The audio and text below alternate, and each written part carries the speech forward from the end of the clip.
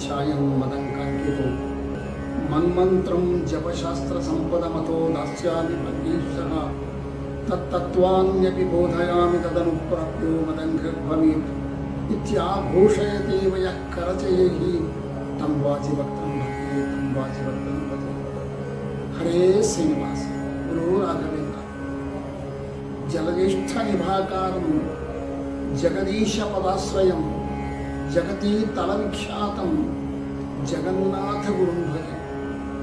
ಮಾನ್ಯ ಮಾನವಿ ಜಗನ್ನಾಥ ದಾಸರ ಮೇರುಕೃತಿ ಹರಿಕಥಾಮೃತ ಸಾರ, ಇದರ ಚಿಂತನ ಮಂಥನಗಳನ್ನು ಇವತ್ತಿನಿಂದ ವಿಜಯದಶಮಿಯ ಪ್ರಾರಂಭದ ದಿವಸದಿಂದ ಹಿಡ್ಕೊಂಡು ಪ್ರತಿ ವಾರದಲ್ಲಿ 3 ದಿವಸ, ನಂತರದಲ್ಲಿ 2 ದಿವಸ ಚಕ್ರಾಬ್ಜ ಮಂಡಲದ ಬಗ್ಗೆ ಚಿಂತನೆ, ಮತ್ತು 1 ದಿವಸ 6ನೇ ದಿವಸ ಕರ್ಮಗಳಲ್ಲಿ ಭಗವದ್ ರೂಪಗಳ ಚಿಂತನೆಯ ಬಗ್ಗೆ ವಿವರಣೆ. ಇದನ್ನು ಸಾಧಿಸ್ತಾ ಹೋಗೋಣ. ದಯಮಾಡಿ ಎಲ್ಲರೂ ಶ್ರವಣ ಮಾಡಿ ಜನ್ಮ ಧನ್ಯ ಮಾಡಿಕೋಬೇಕು ಅಂತ ಮನಸಾರ ಪ್ರಾರ್ಥನೆ ಮಾಡ್ತಾ ಇದ್ದೀನಿ. ಜಗನ್ನಾಥದಾಸರ ದಿವ್ಯವಾದ ಕನ್ನಡದ ಸುಧಾ ಅನಿಸ್ಕೊಳ್ತಕ್ಕಂಥ ಹರಿಕಥಾಮೃತ ಸಾರದಲ್ಲಿ ಪ್ರವೇಶ ಮಾಡುವುದಕ್ಕಿಂತ ಮುಂಚಿತವಾಗಿ ಜಗನ್ನಾಥದಾಸರ ಬಗ್ಗೆ ಸ್ವಲ್ಪ ತಿಳ್ಕೊಳ್ಳೋಕೆ ಪ್ರಯತ್ನ ಮಾಡೋಣ. ಜಗನ್ನಾಥದಾಸರ ಕಥೆ ಇದು ನಮ್ಮಲ್ಲಿ ಒಂದು ಸಹಜವಾದ ವ್ಯವಸ್ಥೆ ಆದ. ಒಬ್ಬರು ಒಂದು ವಿಷಯ ಹೇಳಿದರು ಅಂತಂದರೆ ಆ ವಿಷಯ ಇನ್ನೊಬ್ಬರ ಬಾಯಿಯಿಂದ ಬರುವಾಗ ಸ್ವಲ್ಪ ತನ್ನದೇ ಆದ ಒಂದು ರೂಪವನ್ನು ತಾಳುತ್ತದೆ. ಮತ್ತು 3ನೇ ವ್ಯಕ್ತಿ ಅದನ್ನು ಹೇಳುವಾಗ ಮತ್ತು ಸ್ವಲ್ಪ ಚೇಂಜ್ ಆಗ್ತದೆ. ಹೀಗೆ ದಾಸರ ಜೀವನದಲ್ಲಿ ಕೂಡ ಅನೇಕ ವಿಷಯಗಳು ಒರಿಜಿನಲ್ ಹೇಗವೋ ಏನೋ ಗೊತ್ತಿಲ್ಲ ನನಗೆ, ಸ್ವಲ್ಪ ವ್ಯತ್ಯಾಸ ಆಗಿರ್ತಾರೆ. ಆದರೆ ಒಬ್ಬರಿಂದ ಬಂದಿರತಕ್ಕಂತಹ ಕಥೆಗಳಕ್ಕಿಂತ ನಮ್ಮ ಆಧ್ಯಾತ್ಮ ಪ್ರಪಂಚದಲ್ಲಿ ಮಹಿತಾತ್ಮರು ಅನಿಸಿಕೊಂಡು ನಿಗರ್ವಿಗಳಾಗಿ ಸ್ವಾರ್ಥರಹಿತರಾಗಿ ಸಮಾಜದ ಶ್ರೇಯಸ್ಸೇ ತಮ್ಮ ಶ್ರೇಯಸ್ಸು ಅಂತ ಅಂದ್ಕೊಂಡು ಜೀವನ ಮಾಡ್ತಕ್ಕಂಥವ್ರು ಇರ್ತಾರಲ್ಲ, ಆಪ್ತರು ಅಂತೇಳಿ, ಅವ್ರನ್ನ ಆಪ್ತರು ಅಂತ ಕರೀತಾರೆ. ಅವರು ಜಗನ್ನಾಥದಾಸರ ಬಗ್ಗೆ ಏನಾದರೂ ಹೇಳಿದರೆ ಅದು ಅತ್ಯಂತ ಪ್ರಮಾಣ, ಅದರ ಬಗ್ಗೆ ನಾವು ಚಿಂತನೆ ಮಾಡೋದು ಬೇಕಾಗಿಲ್ಲ. ಇನ್ನು ಸ್ವತಃ ಜಗನ್ನಾಥದಾಸರು ತಮ್ಮ ಬಗ್ಗೆ ಏನಾದರೂ ಹೇಳಿಕೊಂಡಿದ್ದಾರೆ, ಇದು ಮೊದಲನೇ ಪ್ರಮಾಣ. ಅತ್ಯಂತ ಅವರ ಚರಿತ್ರೆಗೆ ಬೇರೆಯವರು ಹೇಳೋದಕ್ಕಿಂತಲೂ ಜಗನ್ನಾಥದಾಸರೇ ತಮ್ಮ ಬಗ್ಗೆ ಏನು ಹೇಳಿಕೊಂಡಿದ್ದಾರೆ ಅದು ಮೊದಲನೇ ನೋಡಬೇಕು.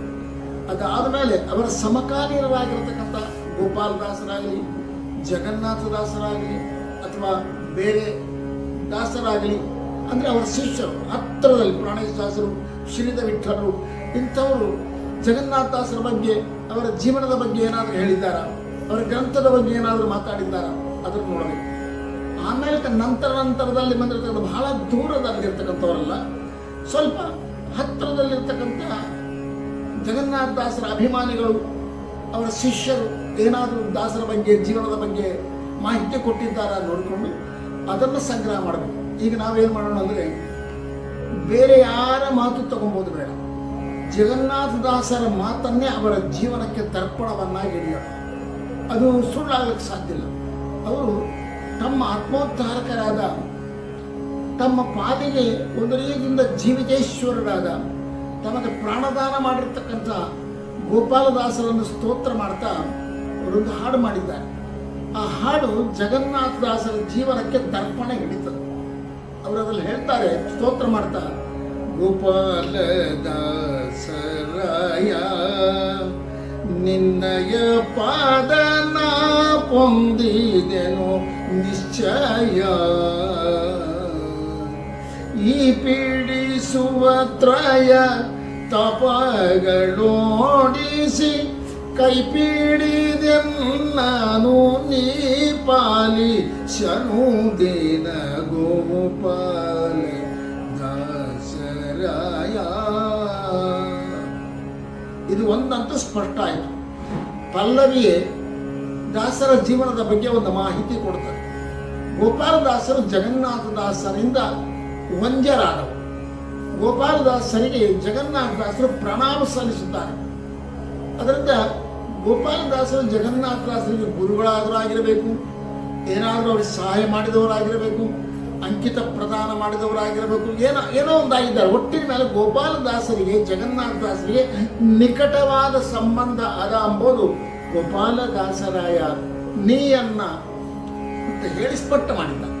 ಮೊದಲನೇ ನುಡಿ ಮಾಡ ಘೋರ ವ್ಯಾಧಿಗಳ ನೋಡಿ ವಿಜಯರಾಯ ಭೂರಿ ಕರುಣವ ಮಾಡಿ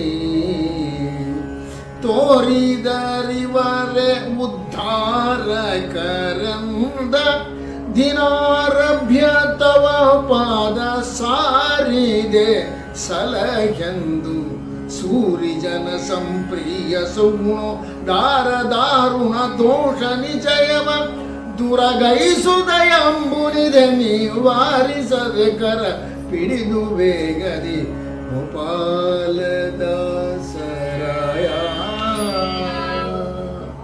ಎಂಥ ಅದ್ಭುತವಾದ ಚರಿತ್ರೆಯನ್ನು ಕೊಟ್ಟರು ಅಂತಂದ್ರೆ ಇದನ್ನು ಯಾರು ಅಲ್ಲಗಳಿಲ್ಲಕ್ಕೆ ಸಾಧ್ಯ ಇಲ್ಲ. ಮೊದಲನೇದವರು ಹೇಳ್ತಾರೆ, ಘೋರ ವ್ಯಾಧಿಗಳ ನೋಡಿ. ಅಂದರೆ ಜಗನ್ನಾಥದಾಸರಿಗೆ ಒಂದು ವ್ಯಾಧಿ ಬಂದಿತ್ತು. ಆ ವ್ಯಾಧಿ ಕೂಡ ಅವರ ಮಾತಿನಲ್ಲೇ ಹೇಳುವುದಾದರೆ ಘೋರ ವ್ಯಾಧಿ, ಬಹಳ ಭಯಂಕರವಾದ ವ್ಯಾಧಿ.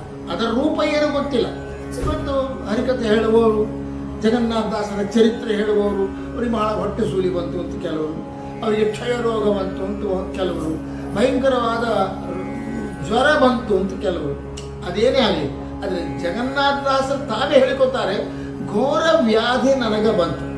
ಇದು ಸಾಧಾರಣ ವ್ಯಾಧಿ ಅಲ್ಲ, ಅದು ಒಂದು ರೀತಿಯಿಂದ ಮೃತ್ಯುವಿನ ಕಡೆ ಕೊಂಡೊಯ್ತಕ್ಕಂಥ ಒಂದು ವ್ಯಾಧಿ ಬಂತು. ಈ ವ್ಯಾಧಿಯನ್ನು ಯಾರು ಗುರುತಿಸಿದರು, ಎಷ್ಟು ಸುಂದರವಾದ ಮಾತು ಹೇಳ್ತಾರೆ, ವಿಜಯರಾಯರು ಗುರುತಿಸಿದರು ಅಂತ ಹೇಳಿ. ಅಂದರೆ ವಿಜಯರಾಯರು ಗುರುತಿಸಬೇಕಾದ್ರೆ ಜಗನ್ನಾಥದಾಸರು ತಮ್ಮ ರೋಗ ಪರಿಹಾರಕ್ಕಾಗಿ ವಿಜಯರಾಯರಲ್ಲಿ ಹೋಗಿದ್ದಾರೆ ಅಂತ ಸ್ಪಷ್ಟ ಆಗ್ತದೆ. ಇದು ಒಂದೇ ಸಾಕು. ಸೊ ಜಗನ್ನಾಥದಾಸರ ಜೀವನದಲ್ಲಿ ಅದು ಯಾತಕ್ಕೆ ಬಂತು ಅದರ ಬಗ್ಗೆ ವಿವರಣೆ ಮಾಡಿಲ್ಲ, ಅದರ ಮುಂದೆ ಹೇಳ್ತಾರೆ ಸ್ವಲ್ಪ. ಏನು, ಒಂದು ಘೋರ ವ್ಯಾಧಿ ಬಂತು. ಈ ಘೋರ ವ್ಯಾಧಿಯನ್ನು ಯಾರು ಗುರುತಿಸಿದರು ಅಂದರೆ ವಿಜಯರಾಯರು ಗುರುತಿಸಿದರು. ಈ ವಿಜಯರಾಯರ ಬಳಿ ಜಗನ್ನಾಥದಾಸರು ಶರಣಾಗಿ ಹೋಗಿದ್ರು ಎಂಬುದು ಇಷ್ಟು ಸ್ಪಷ್ಟ ಆಗ್ತದೆ. ಘೋರ ವ್ಯಾಧಿಗಳ ನೋಡಿ ವಿಜಯರಾಯ ಭೂರಿ ಕರುಣವ ಮಾಡಿ. ಜಗನ್ನಾಥದಾಸರು ಹೋದಾಗ ಅದನ್ನು ಗುರುತಿಸಿದ ವಿಜಯರಾಯರು ಜಗನ್ನಾಥದಾಸರ ಮೇಲೆ ದಯ ತೋರಿದರು, ಕರುಣೆಯನ್ನು ತೋರಿದರು. ಏನು ಮಾಡಿದರು? ಕರುಣೆ ಮಾಡಿ ಅಂದರೆ ಎಷ್ಟು ಸ್ಪಷ್ಟ. ರೋಗವನ್ನು ಗುರುತಿಸಿದವರು ವಿಜಯರಾಯರು, ಅದಕ್ಕೆ ಶರಣಾದವರು ಜಗನ್ನಾಥದಾಸರು, ಇದರಲ್ಲಿ ದಯ ತೋರಿದವರು ವಿಜಯರಾಯರು. ಆದರೆ ಆ ದಯ ಎಂತಹದ್ದು? ತಾವೇ ರೋಗ ಪರಿಹಾರ ಮಾಡಿದ್ರ? ಇಲ್ಲ. ತೋರಿದರಿವರೆ ಉದ್ಧಾರಕರೆಂದು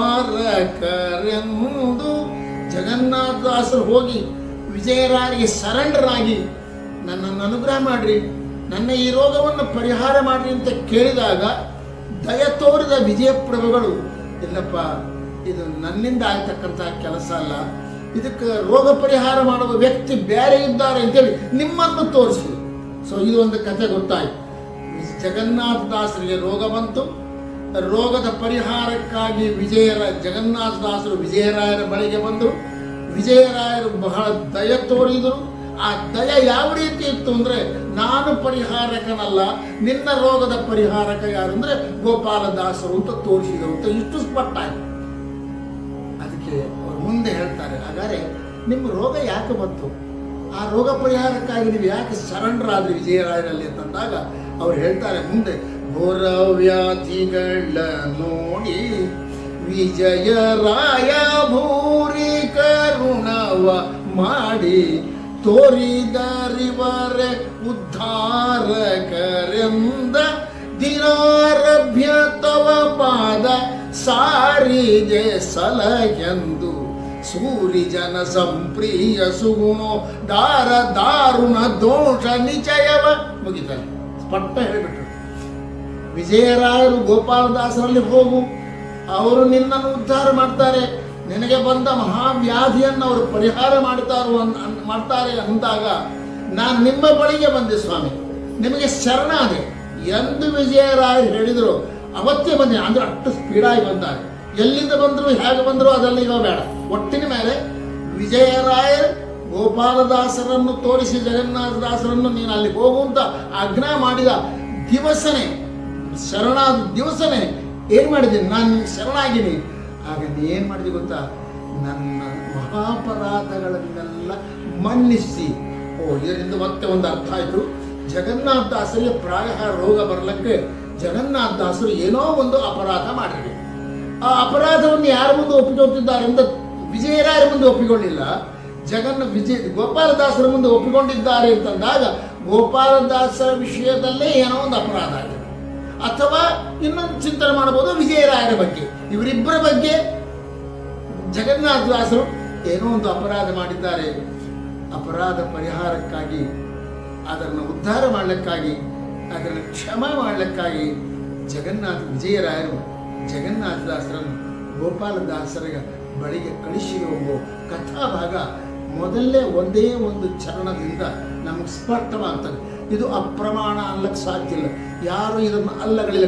ಕಲ್ಪನಾ ಪ್ರಪಂಚದಲ್ಲಿ ಯಾರೋ ಭಕ್ತರ ಬಾಯಿಯಿಂದ ಬಂದ ಕಥೆಯಲ್ಲ ಇದು. ಜಗನ್ನಾಥದಾಸರು ತಮ್ಮ ಜೀವಿತದ ಅನುಭವವನ್ನು, ತಮ್ಮ ಜೀವನದಲ್ಲಿ ಉಂಟಾದ ಕಹಿಯನ್ನು, ಅದರ ಪರಿಹಾರಕ್ಕಾಗಿ ತಾವು ಯಾರನ್ನು ಆಶ್ರಯಿಸಿವೆ, ಅವರು ಯಾವ ಮಾರ್ಗ ತೋರಿಸಿದರು, ಇಷ್ಟನ್ನು ಸ್ಪಷ್ಟವಾಗಿ ಹೇಳಿದ್ದಾರೆ ಅಂತ ಇದು ಅತ್ಯಂತ ಪ್ರಮಾಣ ಅಂತ ತಿಳ್ಕೊಂಡು ಮತ್ತೆ ನಾಳೆ ಇನ್ನೊಂದು ಚಿಂತನೆ ಸಾಕಲ್ಲ.